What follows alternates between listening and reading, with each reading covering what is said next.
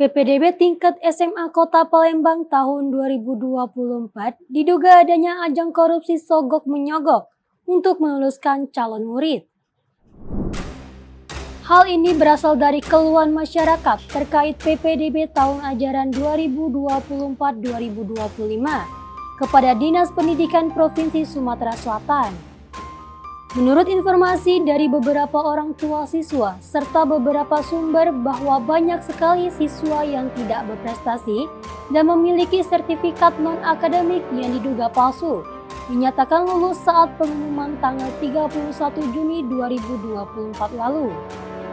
Bukan hanya itu saja, poin anaknya lebih tinggi juga dinyatakan tidak lulus, sementara poin yang lebih rendah dinyatakan lulus. Dari hasil investigasi tersebut, terdapat informasi dari beberapa narasumber bahwa ada dugaan titipan sekitar 400 calon siswa baru dari DPR Provinsi Sumatera Selatan Komisi 5. Di sisi lain, saat dikonfirmasi melalui WhatsApp, Wakil Ketua Komisi 5 DPRD Sumsel, Haji Syaiful Fadli, menegaskan bahwa ini semua hanya dugaan saja.